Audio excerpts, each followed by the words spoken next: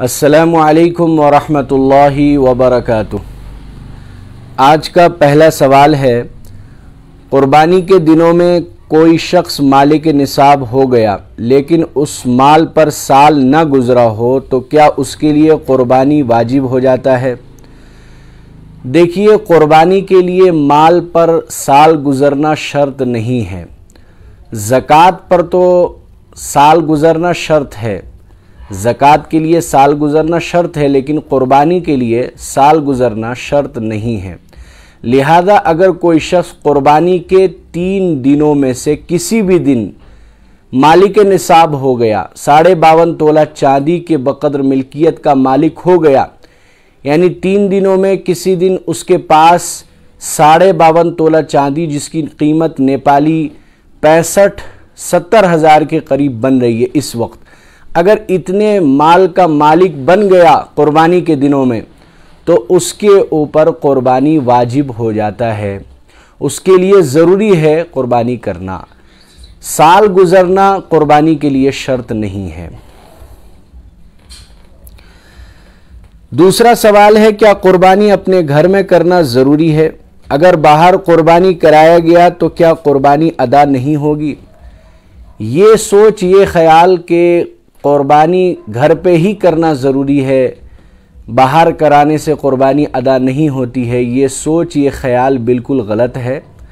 क़ुरबानी चाहे तो घर पे कर ले या चाहे तो घर के बाहर भी कर सकते हैं या कहीं दूसरी जगह भी कराया जा सकता है, इसमें कोई हरज नहीं है। हज़रत इब्राहीम अलैहिस्सलातु वस्सलाम ने क़ुरबानी घर पे तो नहीं की, भाई जंगल ही में की थी। इसी तरीक़े से हुज़ूर अक़दस सल्लल्लाहु अलैहि वसल्लम की भी मिसाल मिलती है कि घर के बाहर क़ुरबानी की है। तो ये सोच, ये ख़याल कि घर के अंदर ही क़ुरबानी करना ज़रूरी है, ये गलत है।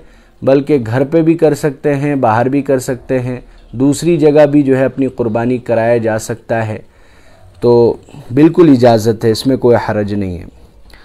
तीसरा सवाल है, अपनी क़ुरबानी का सवाब किसी मरहूम को पहुंचा सकते हैं या नहीं? जी हाँ, आप अपने नाम से क़ुरबानी करें और अगर आप चाहें तो इसका सवाब मरहूम को पहुंचा सकते हैं, कि नियत कर ले कि इस क़ुरबानी का सवाब मरहूम को पहुंच जाए तो पहुंच जाएगा, इसमें कोई हरज नहीं है। जैसे हम नमाज़ पढ़ते हैं, रोज़ा रखते हैं और नियत कर ले कि इसका सवाब मरहूम को पहुंच जाए तो यकीनन पहुंच जाता है। तिलावत करते हैं और नियत करते हैं इसका सवाब मरहूम को पहुंच जाए तो पहुंच जाता है। इसी तरीके से क़ुरबानी करें और नियत कर ले कि इसका सवाब मरहूम को मिल जाए तो यकीनन इसका सवाब मरहूम को पहुंच जाता है, इसमें कोई हरज नहीं। चौथा सवाल है, बकरे का 1 साल होने में सिर्फ 2 दिन बाकी हो लेकिन वो देखने में इतना मोटा है कि साल भर से ऊपर का मालूम होता है, क्या ऐसे बकरे की क़ुरबानी दुरुस्त है?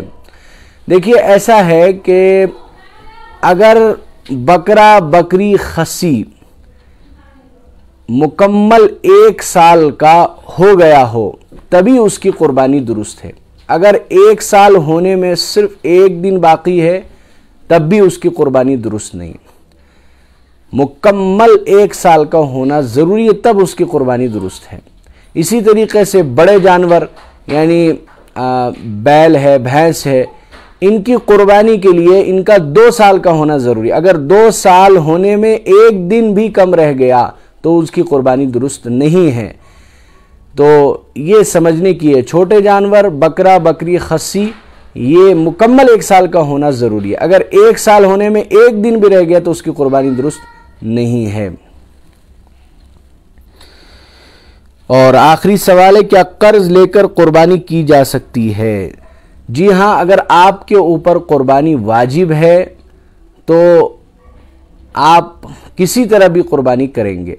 अगर फ़िलहाल आपके पास कैश नहीं है तो आप कर्ज़ ले सकते हैं, कर्ज़ हसना, तो आप कर्ज़ हसना ले लें और क़ुरबानी कर ले, इसमें कोई हरज नहीं है, बिल्कुल जायज़ और दुरुस्त है। जब पैसे का इंतज़ाम हो जाए तो उसका कर्ज़ जल्द से जल्द अदा कर दिया जाए। लेकिन आपके ऊपर क़ुरबानी वाजिब नहीं है तो कर्ज़ लेकर क़ुरबानी करने की कोई ज़रूरत नहीं है, क्योंकि आपके ऊपर तो वाजिब ही नहीं है, तो फिर कर्ज़ लेना बेसूद और बेफ़ायदा है।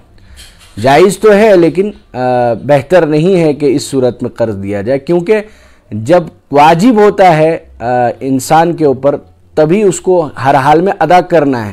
اب چاہے تو اس کے پاس جو مال ہے وہ کسی طرح بیچ کر وہ پیسے کا انتظام کرے, سونا چاندی بیچ کر پیسے کا انتظام کرے, قربانی کرے. اور اگر فی الحال اس کے پاس کیش کا کوئی انتظام نہیں ہے تو قرض لے کر بھی قربانی کرنے کی اجازت ہے. اس کی بھی نظیر شریعت میں ملتی ہے, تو یہ بھی جائز و درست ہے. بس یہ چند مسائل آج تھے. اللہ تبارک و تعالی ہمیں ان احکامات کو اور ان مسائل کو اچھی طریقے سے سمجھ کر عمل کی توفیق نصیب فرمائے. اسی طریقے سے آپ حضرات میں سے اگر کسی کو قربانی سے متعلق کوئی سوال کرنا ہو تو کمنٹ میں بھی سوال کر سکتے ہیں. اسی طریقے سے ان باکس میں بھی آپ سوال بھیج سکتے ہیں. انشاءاللہ آپ کے سوال کا جواب اگلے دن لائیو پروگرام میں دیا جائے گا. جزاکم اللہ احسن الجزاء. السلام علیکم ورحمۃ اللہ وبرکاتہ.